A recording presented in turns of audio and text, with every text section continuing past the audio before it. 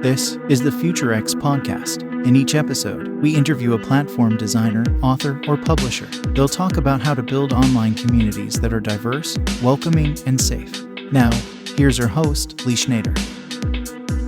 Welcome, everyone, to the FutureX podcast. I'm Lee Schneider. In today's episode, you'll meet Ever Gonzalez, a self-described filthy capitalist with a hippie heart. Ever is the founder of OutlierHQ, a media and events company, and Ever hosts the popular Outlier On Air podcast and runs Founders Weekend and the Outlier Podcast Festival. I'm going to speak with him today about how to organize events and why you'd want to do one. Hey, Ever, welcome to the podcast. Lee, thank you for having me. It's been a while. I'm excited to be here. Yes, we've spoken so much on the phone, but I don't think we've ever done a podcast together. So I don't think so. It's funny, we talk about podcasts all the time, right? and that's been our world, and this is the first time we hop on one. So here we go. Well, we're breaking new ground here. That's right. So in the past 2 years, we got used to events being online. Maybe some didn't, but a lot of us did. But now more events are going live and in person, and we're trying to figure this new landscape out. What's going on here? And you wrote a blog that really caught my attention, a newsletter/blog, that really questioned whether bigger is better in events. You know, maybe events don't all have to be huge to be a success. And you proposed this idea of a micro event. So first, let's define that. What is a micro event?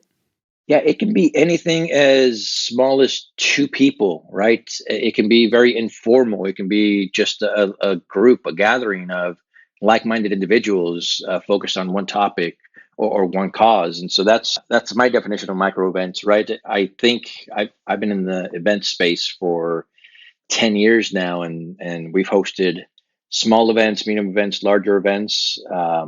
But to me personally, in my style, and what I see the most success in is these micro events. They seem to, I don't know, our audience and our attendees seem to engage a little bit more when they're micro events because the pressure's off a little bit for them to hit everything, and it's not as intimidating. And so one of the reasons I wrote that piece, the micro events piece, is I think that a lot of podcasters, entrepreneurs, anybody really can benefit from, these micro events. It doesn't have to be expensive. It doesn't have to be very structured. It's just, you just need to go out there and put something together and see what happens and engage with the audience and see what they want, and then adjust accordingly if you want to continue to do them. And that's what we've been doing since day one. And we've been doing this, like I said, for 10 years now.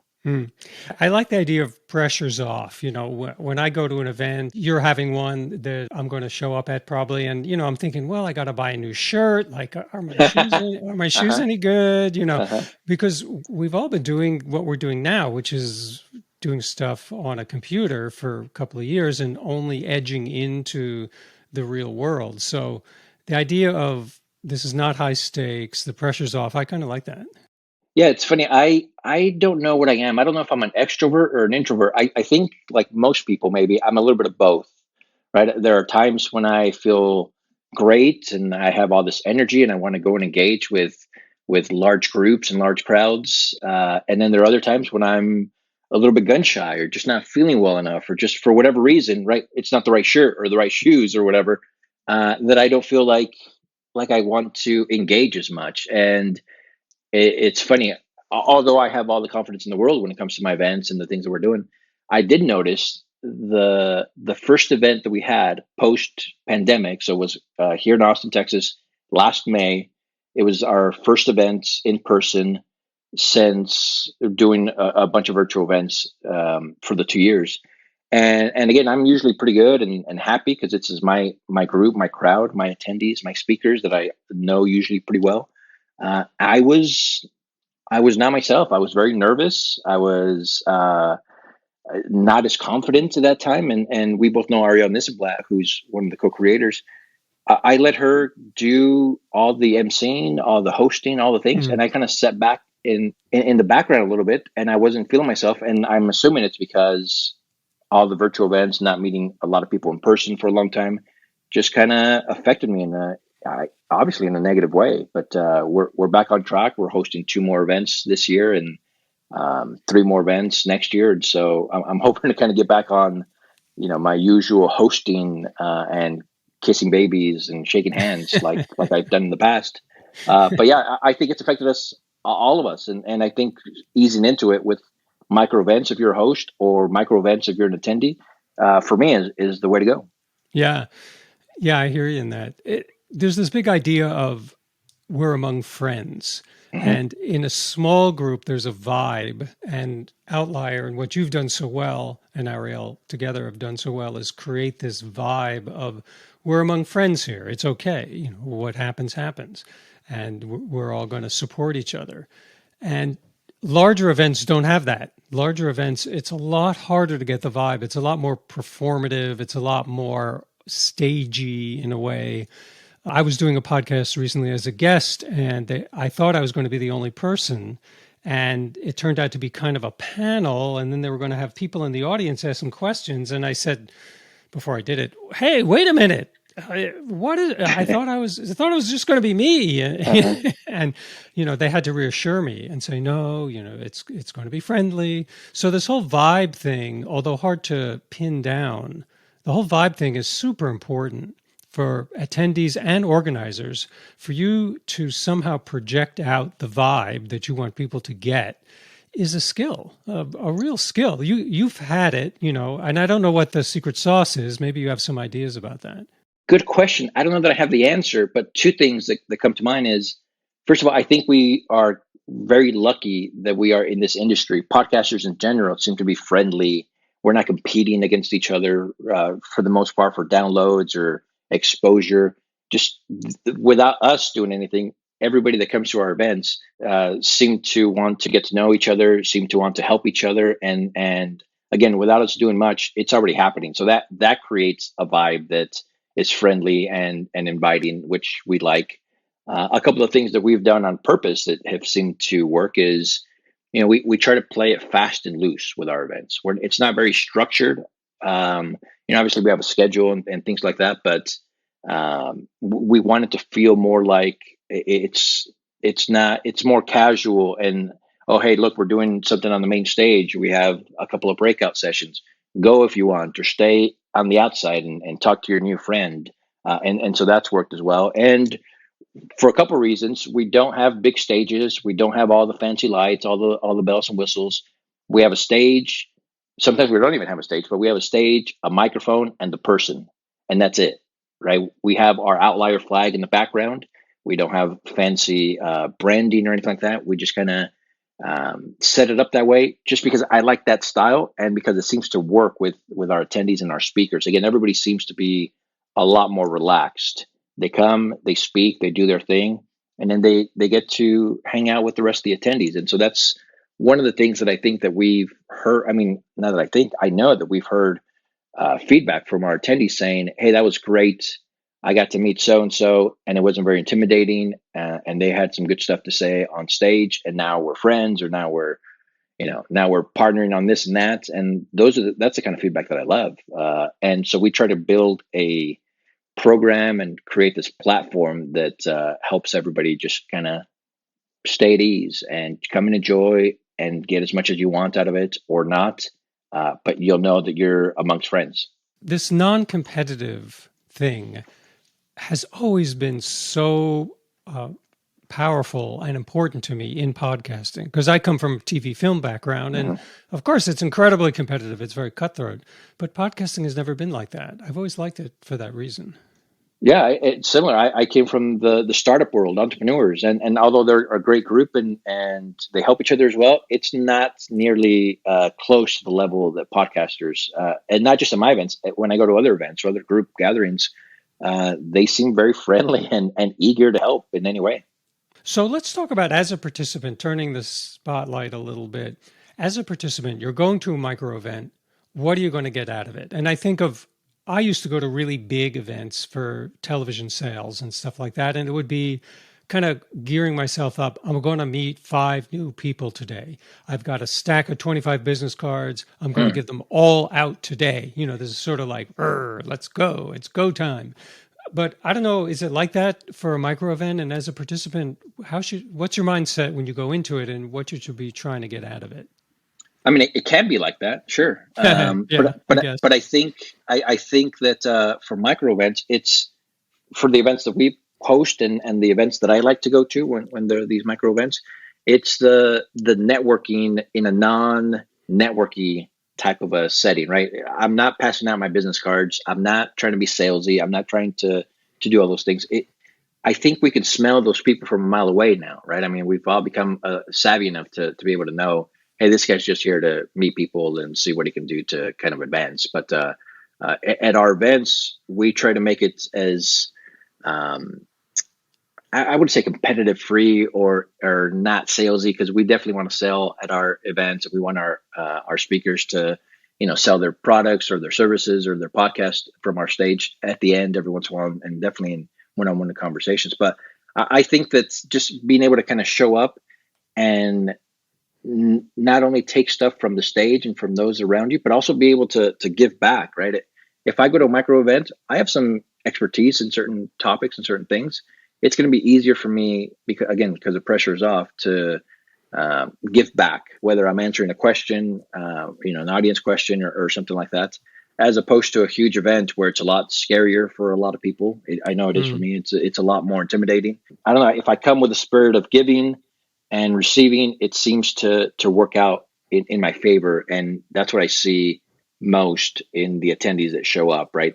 I can tell some of them are a little bit more intimidated, but they come, they see it's a smaller group, it's a different vibe. And so they open up a lot more. And, I've said this before, even at our, the feedback that we get, it's somebody saying, hey, I don't usually participate. I don't usually ask questions. I don't usually introduce myself, but it was such a relaxed environment, rich with good content and good networking, but it was such a relaxed environment that I was able to speak up and make connections. And I think you need to kind of put yourself out there a little bit more, and micro events seem to be the answer to a lot of those type of people. Yeah, I'm glad you're saying that, because the comfort level allows people who might not normally speak out to speak up, to speak out. And everybody has something to, again, an expertise that they can share, and it just kind of elevates the entire event if more people, more voices are being heard. Yeah, exactly. The best thing is people asking questions. The thing that terrifies me at the end of a talk or a class, if I say, okay, who has some questions? Crickets, nothing. It's like, then I don't feel I did my job. You're like, oh no, yes. It's like, it's much better when people ask questions.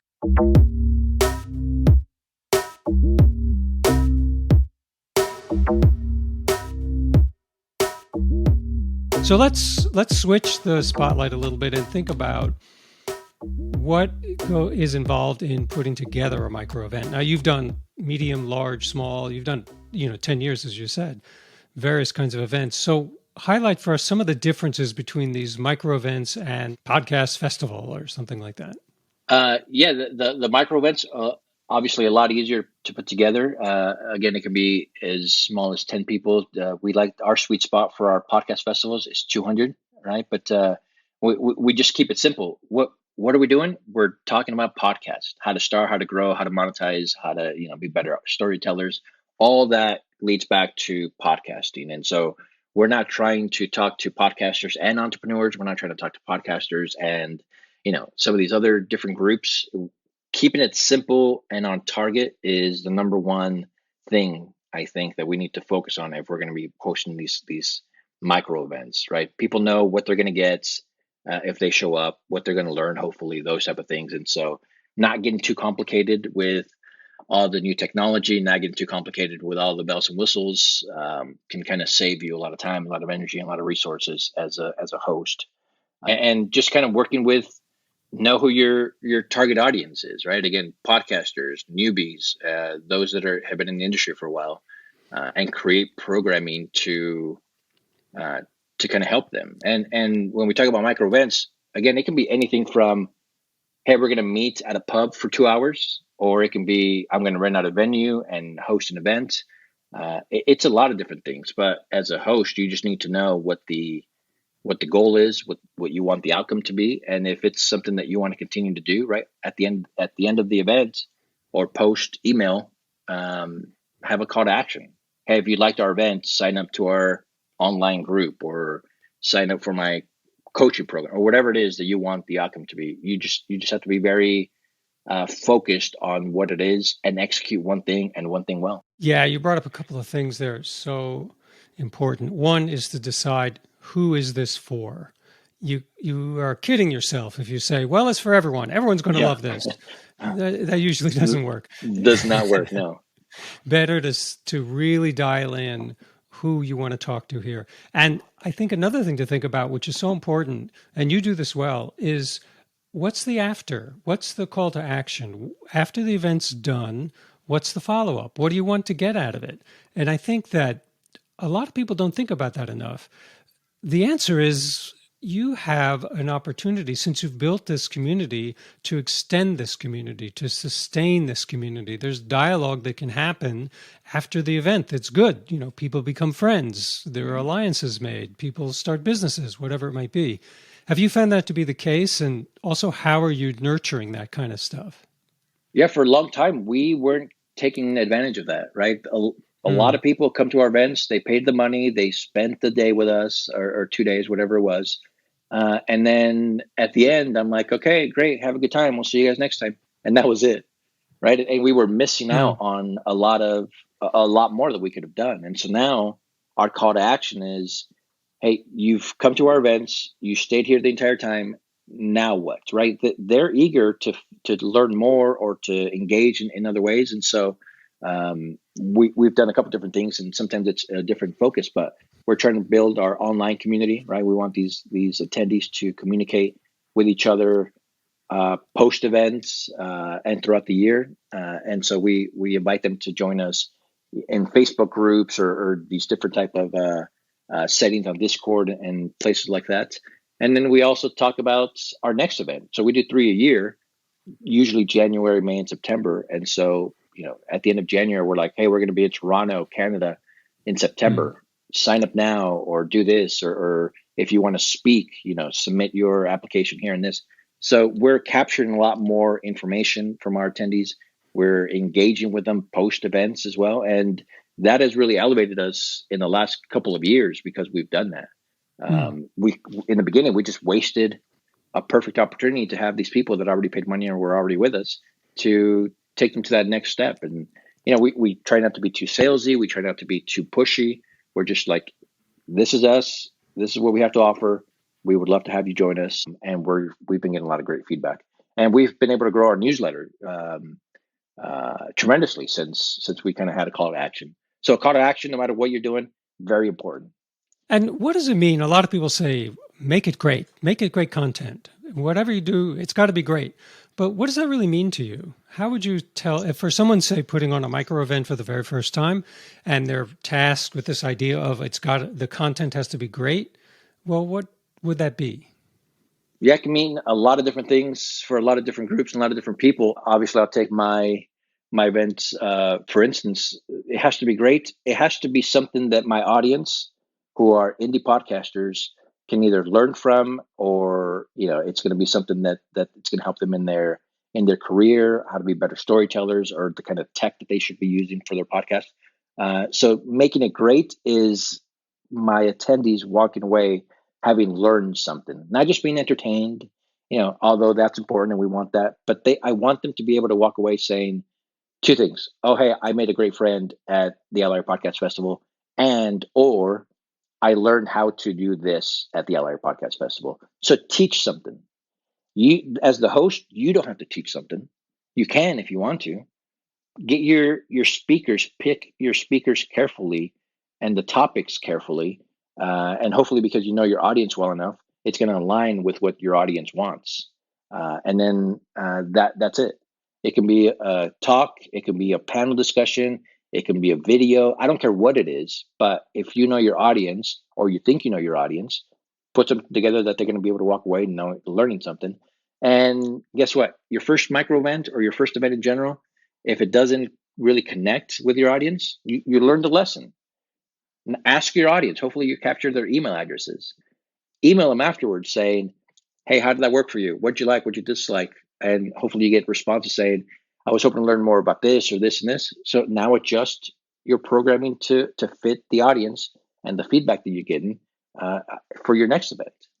And we've tried a lot of different things at our events.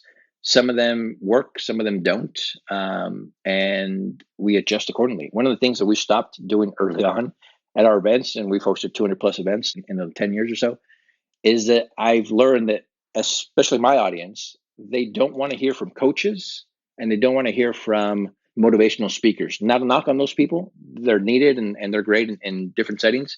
My audience, for whatever reason, does not connect with them, right? They want people in the trenches. They want to hear from somebody that's building a podcast or building a podcast company or learning how to be better storytellers. And they happen to have a story to tell or a lesson to teach. So we grab people from the trenches that come and speak.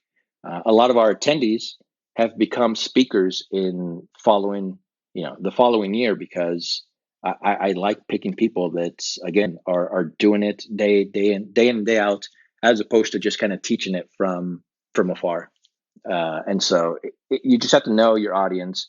Asking a lot of questions is the way to go. And what's the best way to promote? What has been most successful for you to get people in the room? We are horrible at social media, right? You would think that we should be better at social media. We are not. I don't like it as much. I don't engage with it as much. And obviously, you can tell by our social media handles. So, we do promote it online and do those things. But the things that have worked with us the most are three things that are the best for us. It's word of mouth. So those that attend talk about it to their friends, and they say they had a great time and they learned something and they made a great friend there. And so now that person, when they hear about us, they come back and they try to engage. The other thing is our speakers, right? We encourage them to share that they're going to come speak. So our next event is in May in LA. All of our speakers in LA, we're encouraging them to share that information with their audiences, right? We didn't build their audiences. They've already built their audiences because they're podcasters and creatives and they have followers. And so now, somebody that's going to come speak has, 500,000 followers on all the social medias. And so now they're posting our logo on their channels saying that they're going to come speak. And so that's another way to grow our audience is we encourage our speakers to share. We encourage our attendees to share that they're coming. We try to make it as easy for them as possible. But where we get our most sales is our newsletter, right? Our newsletter it's not huge compared to industry standards, but it's very engaged. And so every time we post or we send out an email saying we have a new event coming out and it's, tickets are available and early bird or whatever, we get a lot of sales from it. And so we're focusing on our newsletter a lot more. We're putting a little bit more time and resources into it because it's our number one driver for sales and information. We do that a whole lot better than we do social media. That's for sure. I've always known that newsletters are one of the most effective ways of communicating because they're not as a distractible kind of a media.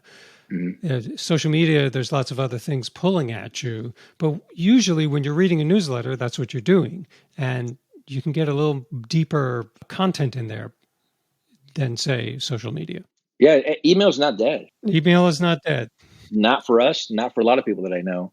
And I'm not going to be dancing on TikTok trying to get people to come to my events, right? I don't need 13-year-olds coming to my events. The people that I want in my events, they're email focused and they're still opening up our emails. And again, we're adjusting to who our audience is.